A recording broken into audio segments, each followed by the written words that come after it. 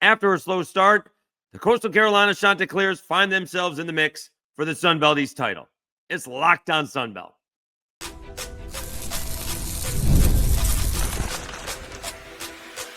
You are Locked On Sun Belt, your daily podcast on the Sun Belt Conference, part of the Locked On Podcast Network, your team every day. All right, Dave Schultz, Locked On Sun Belt, your teams every day. Today's episode brought to you by Game Time. Download the Game Time app, create an account, and use code LOCKEDONCollege for $20 off your first purchase. All right, we continue to grow. Please like and subscribe. Also, keep those comments coming. We seem to be getting some different comments from some different groups of people, so we appreciate that, and it is me doing the answering. Okay, we have special guests. I told you we got two special guests coming up this week, and it looks like we have a third, so we're going to be all set. We're talking with Coastal Carolina Chanticleers head coach Tim Beck. He was kind enough to join us. They started slow, very slow, 0-3, scoring a grand total of about 20 points. Then they beat South Alabama, and everything seemed to turn around. We talked to him about that. I do ask him, interestingly, and I got a good answer about how teams don't come out with enough energy. And I think that's an excuse. He gave me a good reason. I found that very interesting.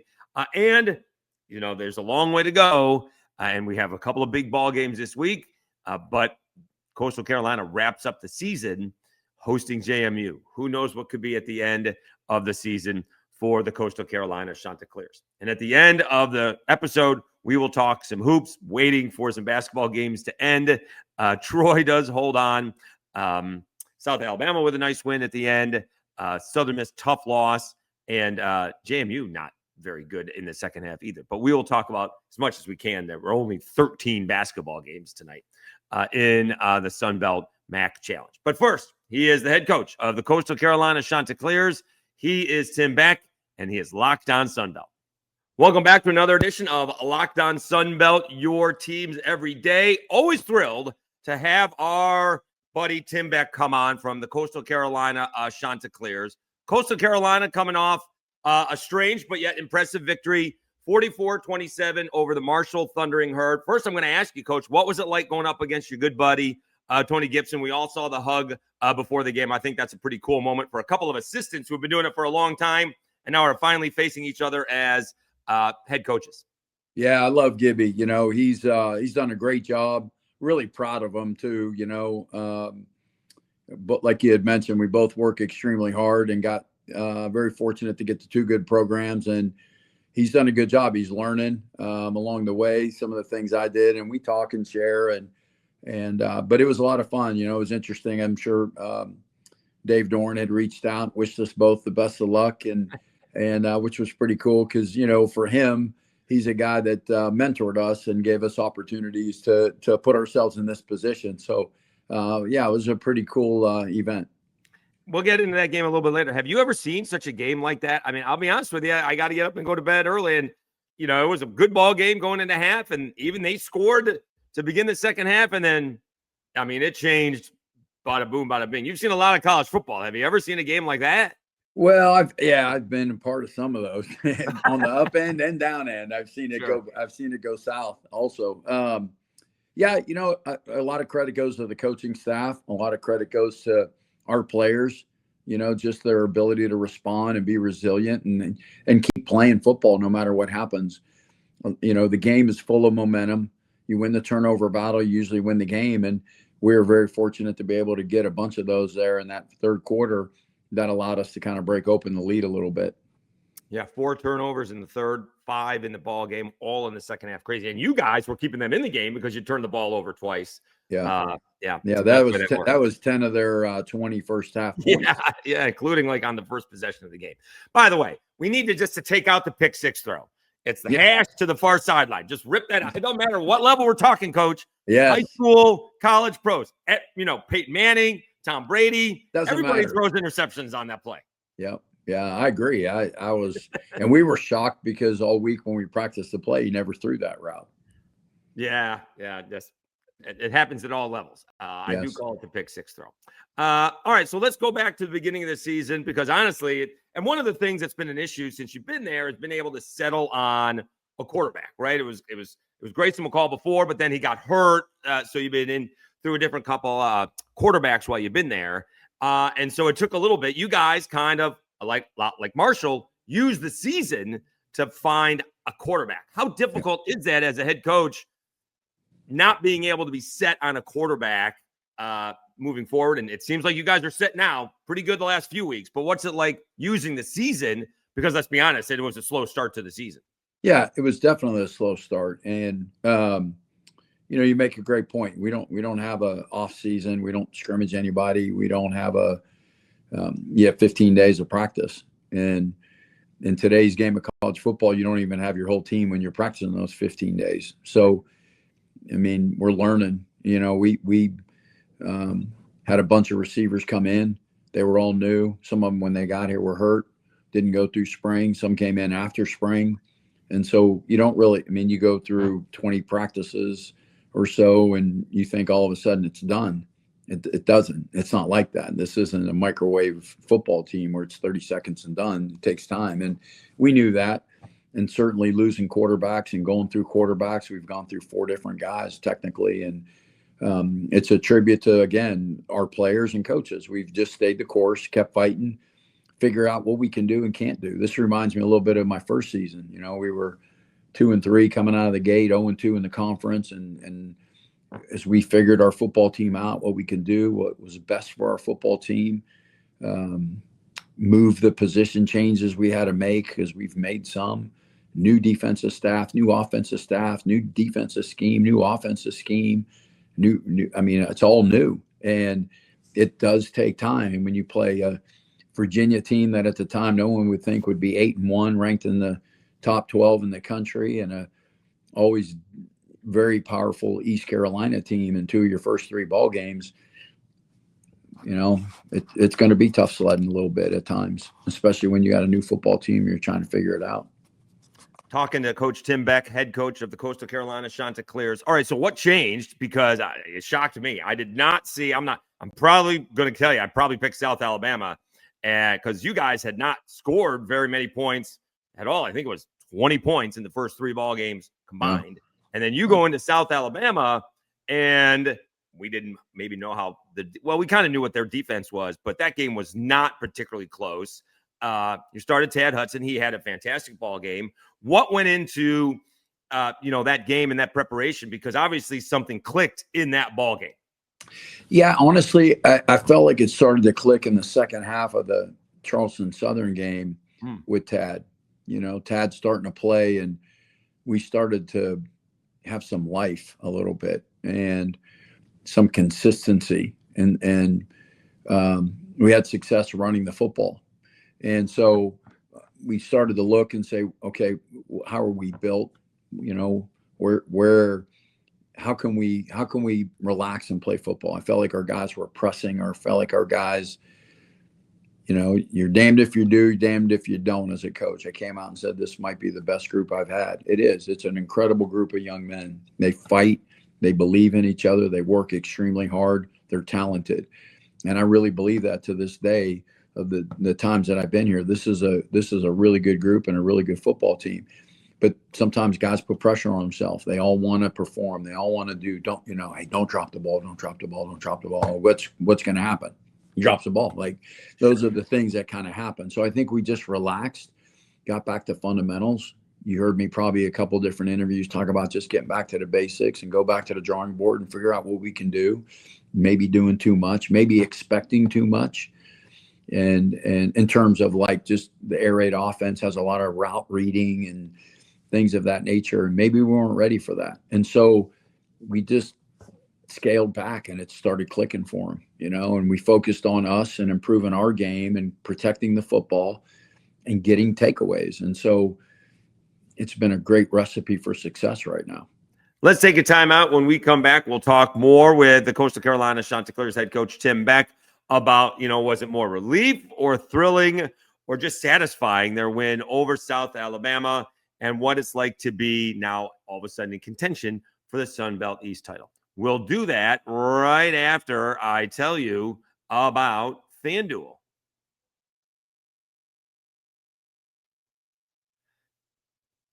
The NBA is back, and there's no better place to get in on the action than FanDuel, the official sports betting partner of the NBA. Even if you missed the start of the game or want to ride the hot hand, FanDuel has live bets on everything from who will score next to fourth quarter comebacks. Plus, you can even combine your live bets into a same-game parlay for a shot at a bigger payout. Keeps every game exciting, especially when your team's making that late push. Right now, FanDuel is giving new customers $300 in bonus bets when your first $5 bet wins. So head to FanDuel.com to sign up and play your game with FanDuel, the official sports betting partner of the NBA. When will the Pelicans win a basketball game? Pick that, and you're going to win a little bit of money on the money line.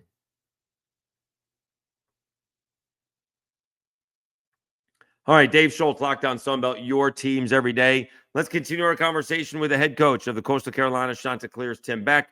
We talk about getting that big turnaround, what went into beating South Alabama, and getting that big win.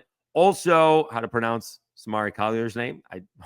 I'm not saying it. I think I'm saying it right. And all of a sudden, now a chance to compete for the Sun Belt East title. Got a little bit of ways to go before that ball game lines up, so we'll see what it goes. He does call me out a little bit, but admittedly, I deserve to be called out.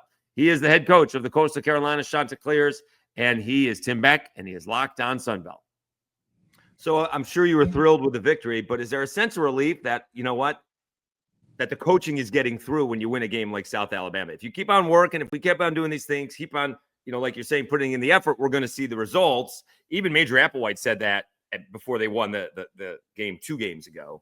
And then you see, I got to believe how thrilled they were to get that victory, right? Because the first 3 games were ugly, and that was South Alabama game was ugly in the other direction. They just must have been thrilled to get that victory. I can only imagine, the smile on your face, seeing the smiles on their face. Yeah. I mean, it was great. There was a lot of negativity surrounding the program at the time, and even for them as players. But I think, all coming together and all just believing and keep fighting, and it equated to that victory. And, for the most part, and we didn't obviously play very good against Old Dominion, but for the most part from that game on, we've been pretty solid, pretty sound, and consistent. We're talking with Tim Beck, head coach of the Coastal Carolina Chanticleers. We have all right. So first of all, how do we pronounce the name of the quarterback? I'm getting grief. Isn't it Samari Collier? How do we? Yeah, Samari Collier. Yeah, I'm getting grief. Someone saying I'm pronouncing it like it's wine or something like that, or maybe from Louisiana, doing a little too much Cajun. How do we? All right. So how did he get in there, and how did he turn things around? Yeah, just so obviously we started the season with MJ Morris, and he struggled a little bit. He actually had a slight medical condition that he went through, and TAD Hudson came in and did a great job for us. And TAD seemed to have won the team over and solidified his role until he got hurt. And Samari had been working as the backup. And it's funny when we lost Emmett Brown in the fall, and the quarterback battle was down to 3 guys, and eventually we settled on MJ. I told both TAD and Samari, you better be ready. Like, at some point, we're going to need you. I've been doing this for a long time. Quarterbacks usually don't make it through the season. And I said, you could pout, you could be mad, or you can work and be ready. One or the other, because at some point, the team's going to need you and count on you. Now, what you do with that opportunity is up to you. And if you make it count, then you make it hard for us not to play you. So when you sit there and say, give me a chance, you're going to get one day. Make the most of it. And he did. And I credit him. He's made good decisions. He's brought in a great leadership part to him. He knows his strengths and his weaknesses as a player. He does a really good job, again, making decisions, and which is helping our football team. Talking to Coach Tim Beck, a few more minutes with the head coach of the Coastal Carolina Chanticleers. Can I ask you a question? Something this bothers me, and you hear it all the time. You hear it professionally, you hear it from college coaches. When you hear teams say they weren't ready to go, or they didn't bring enough energy, that's it. They didn't bring enough energy to begin the game. How does that happen when you're playing once a week? Not Yeah. baseball, it's not basketball or hockey, but it does happen, right? I'm not making that up. I don't know if it's true, but they do say it. It feels like an excuse why we got our butts kicked for the first 20 minutes of the game. And I'm not saying this happened to Coastal Carolina. I hear that around. I want to hear that from a head coach. What do you say when you hear something? So I'll say this, and I believe this. We had a bye week going into the Old Dominion game. We were sitting 2-2, I believe. 2-2. We had just beaten South Al, and but we had a lot of work to do. I felt like we weren't consistent yet. We needed a lot of things, and I worked them pretty hard in the off week. And I do believe we went into the Old Dominion game tired. We were tired. We didn't get a chance to recover from fall camp.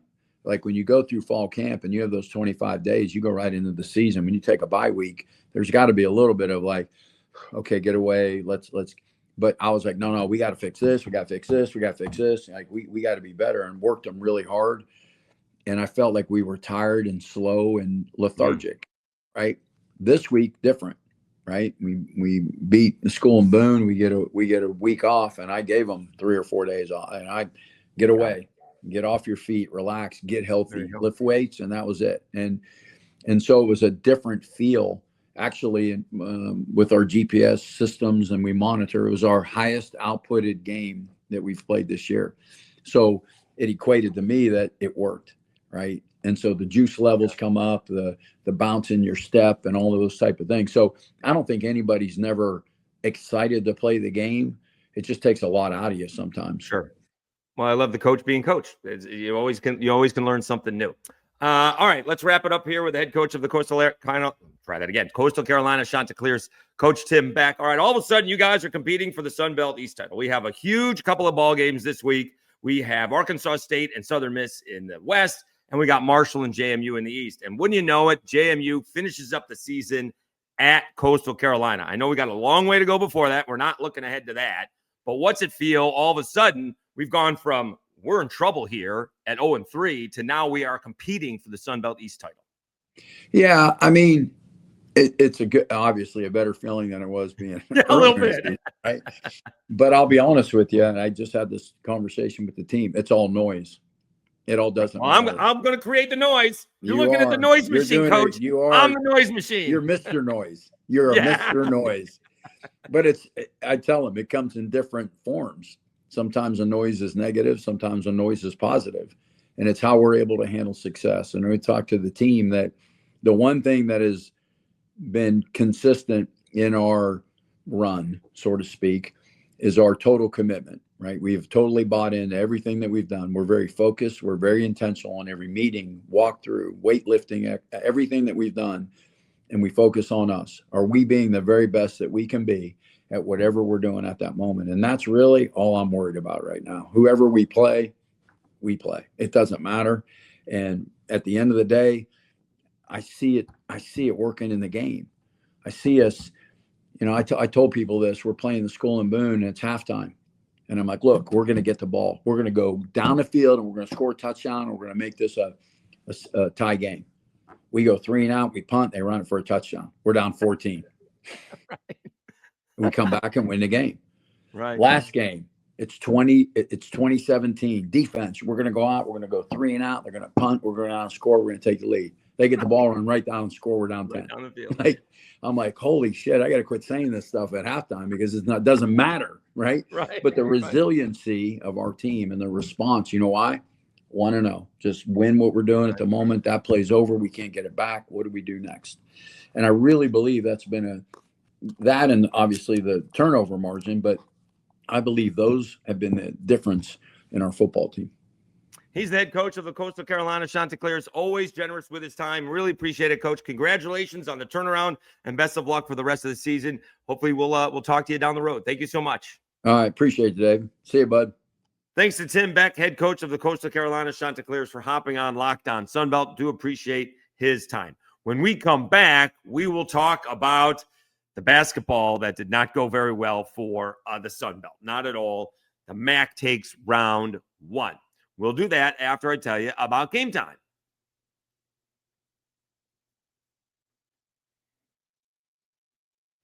College football is back, and I couldn't be more excited. The tailgates, the rivalries, the energy in the stands. There's just nothing like it. But let's be real. Actually, getting tickets can feel more like battle than the game itself. Endless queues, hidden fees, prices jumping out at checkout. That's why I use Game Time, the app that gives the advantage back to fans. It's the easiest way to score last-minute tickets at the best price with no surprise fees. What you see is what you pay. Told you it was $19 for Arkansas State Southern Miss. Just look before this, $17. Jump on those tickets before they jump up too high. So take the guesswork out of buying college football tickets with Game Time. Download the Game Time app, create an account, and use code LOCKEDONCollege for $20 off your first purchase. Terms apply. Again, that's promo code LOCKEDONCOLLEGE for $20 off. Swipe, tap, ticket, go. Download Game Time today.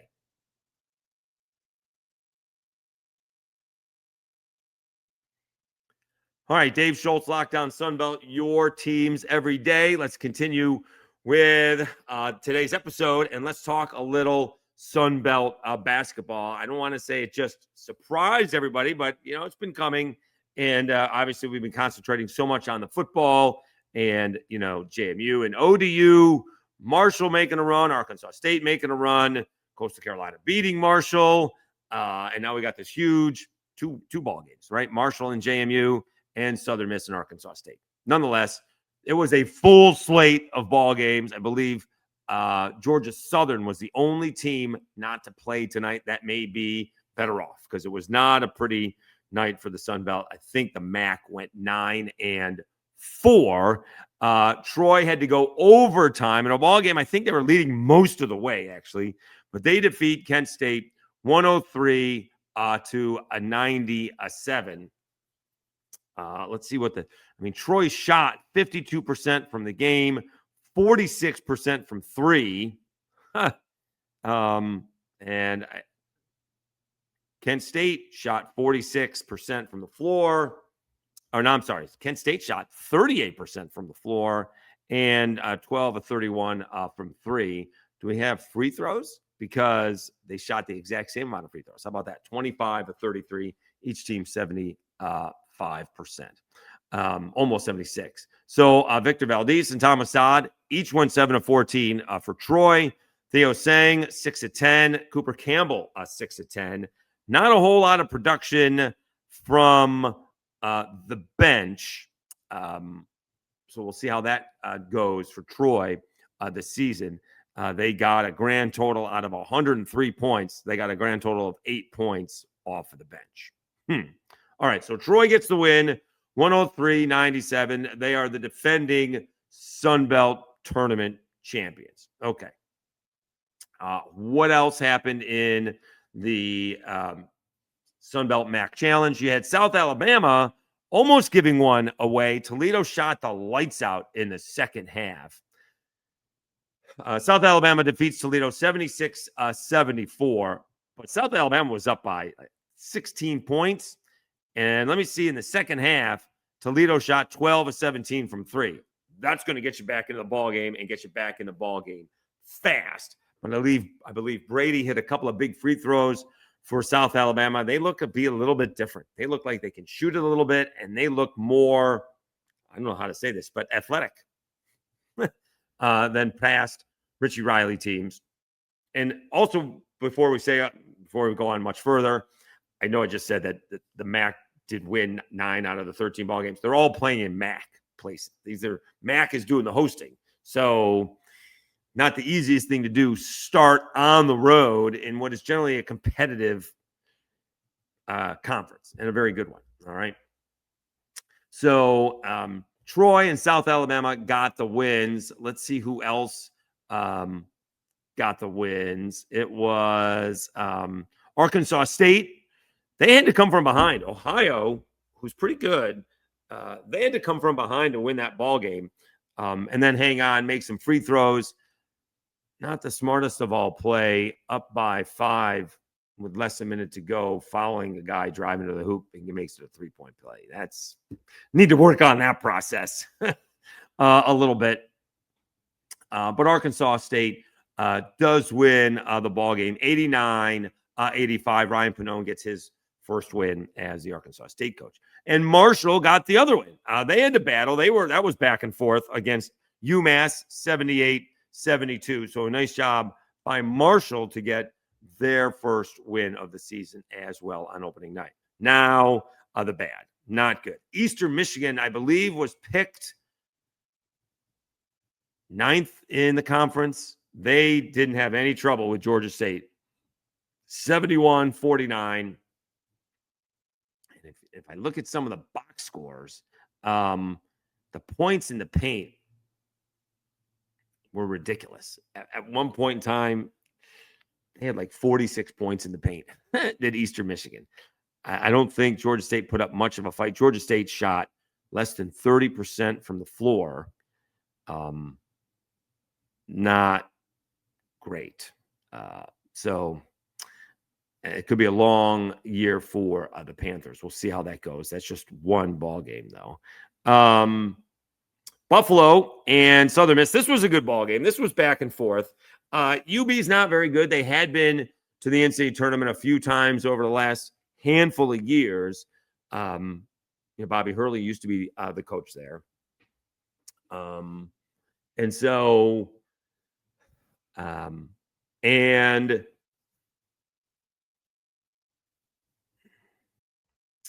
Nate Oates used to be the coach at Buffalo. So they've had a little bit of winning, not recently, though. They were not very good last year. And Southern Miss was in this ball game. This was back and forth. A little bit of a controversial play. I'm not sure how specifically controversial it was. Buffalo beat Southern Miss 85-79.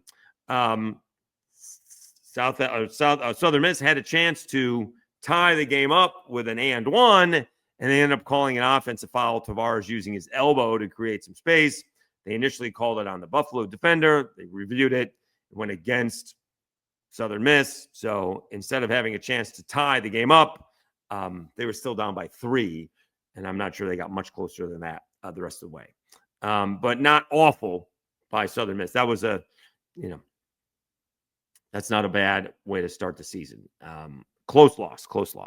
Now, this was interesting. Old Dominion was on top of Miami throughout this ball game and then got blown out of it in the second half. It was 45-37 at halftime, and then Miami exploded in the second half 50-27. Miami beats Old Dominion 87-72. Ouch. Not great, Bob. Western Michigan over Coastal Carolina 76-71.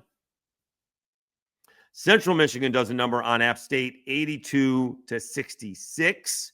Bowling Green blows out Texas State, 83-48.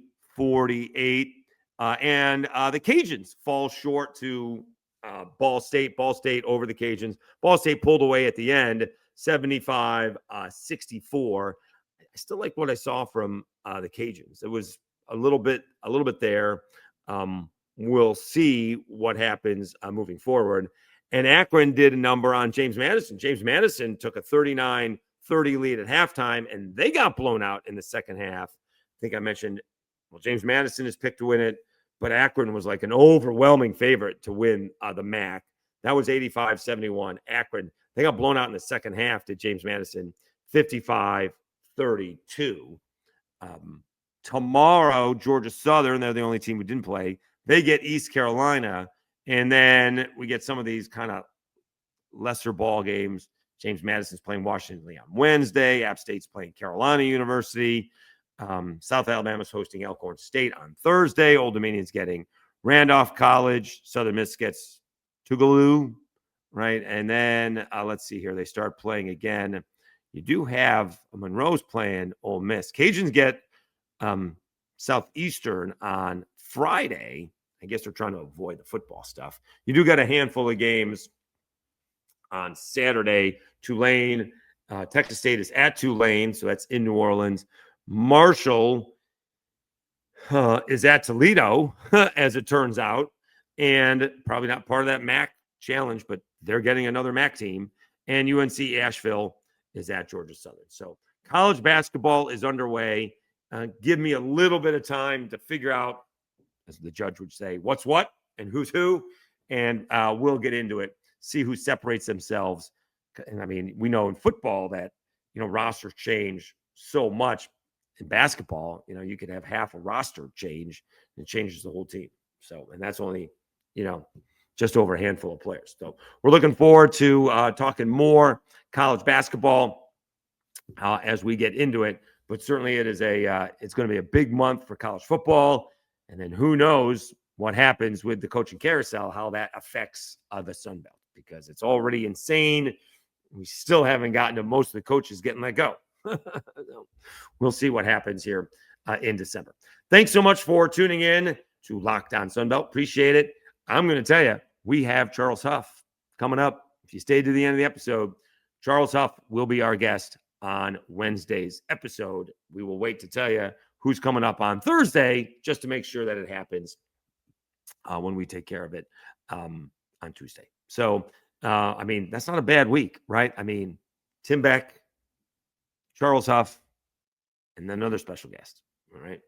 Thanks so much for tuning in. Remember, please don't forget those audio downloads over at Apple and Spotify. It is a big help. And I'm looking forward to it. And then, again, we're only a few months away from baseball. My goodness. All right. Maybe we'll get Kevin Schnall on and ask him how close he was to taking that Tennessee job. What was that phone call like? Either way, or both ways. Right? What was it like when they called you, and what was it like when you called them, if that's the way it went down?